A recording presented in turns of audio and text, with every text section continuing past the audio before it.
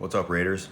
Today we're going to build off of the video that I posted recently introducing the sine function in our similarity unit for distance learning. And remember, contact your teachers on the Remind app or shoot us an email if you have any questions on this stuff and we'll figure it out together. Okay, so just a quick refresher. With similarity, we know that we have, in this case, two triangles that if they're similar to each other, then what does that mean? All pairs of corresponding angles are going to be congruent, and the side lengths are not going to be congruent, but they will be in proportion to each other. And so that allows us to use that fact to figure out unknown side lengths or angles ultimately based off of the fact that the side lengths are always going to be in proportion if the shapes are similar. So, for example, if we have a triangle, a right triangle, and this is a 50-degree angle. And this side length right here, relative to the 50-degree angle, we would call that the adjacent side because it's next to it. The side furthest away, we would refer to that as being the opposite side. And then the hypotenuse, which is still physically next to the angle, because it's the hypotenuse, it kind of keeps that name rather than calling them both adjacent sides. So that's how we identify side lengths when we're doing our trig functions like sine, and then now what we'll do today, cosine and tangent. So let's take a look at cosine. Cosine is different from sine, but it's still the same concept. It's just a shortcut way to say, take the length of two side lengths of a triangle and set up a ratio or divide them. That's it. So for example, if we take a look at cosine, right here, if we take a look at that and say, what's the cosine of 50 degrees? We'll talk about what that means. So cosine of 50 degrees is 0.64 approximately.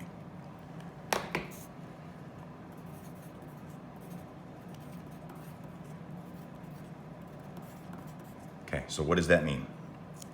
If we have a right triangle, regardless of the size of the right triangle, as long as there's a 50-degree angle in this right triangle,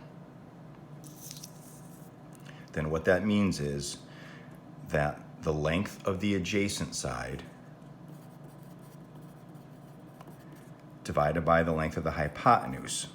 If you remember in our other video with sine, we focused on the opposite sides of the angle and hypotenuse. Well, cosine, same concept. It's the length of one side of a triangle divided by another, but it's just a different combination. It's the adjacent side and the hypotenuse. So what this tells us then is in any right triangle where we have a 50-degree angle, if we take the length of the adjacent side to that 50-degree angle and divide it by the hypotenuse, always, no matter what, it's going to equal, in this case, about 0.64. So even if we had a smaller right triangle where this was a 50-degree angle, the concept would still be the same. The length of this adjacent side to the 50-degree angle divided by the hypotenuse is still going to equal about 0.64. So we can use this to find unknown side lengths. So let's take a look at one right here.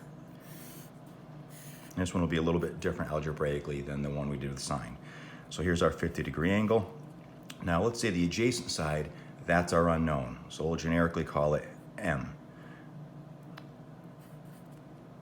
And then our hypotenuse here, whatever the value would be, let's say it's 20. This would be the same type of setup that we had in our sine function where, okay, cosine of 50 degrees, in this case, is the length of the adjacent side divided by the hypotenuse.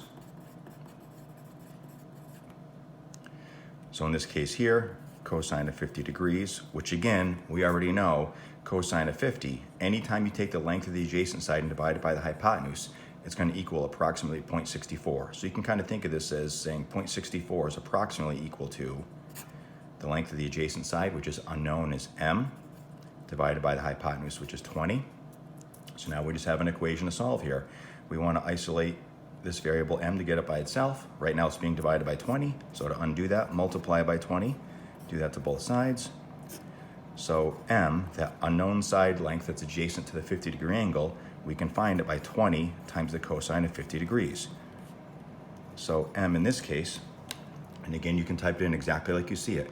20 cosine of 50. Hit enter.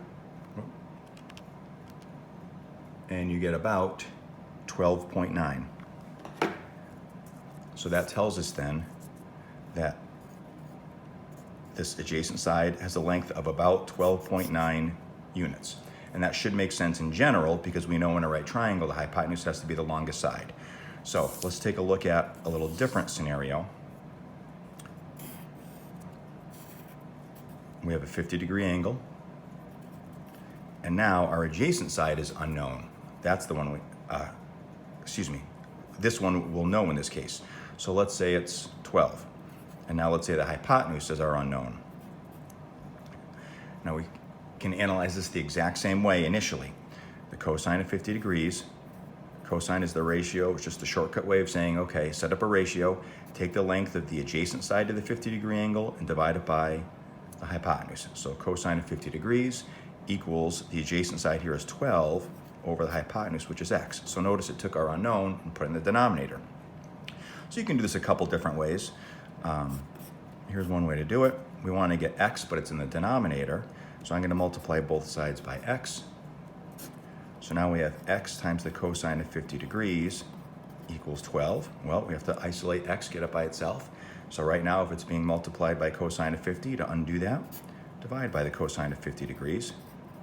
And again, in the back of our head, we know that the cosine of 50 degrees is approximately equal to about 0.64. So what we have now is x is going to equal whatever 12 divided by the cosine of 50 degrees is. So you can type that into your calculator, just like you see it. 12 divided by cosine of 50 degrees, and you get about 18.7. So x is approximately equal to 18.7.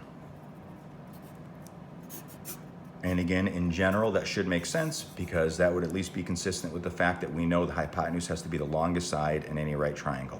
And 18.7 is at least longer than this side length of 12. All right, Raider Nation.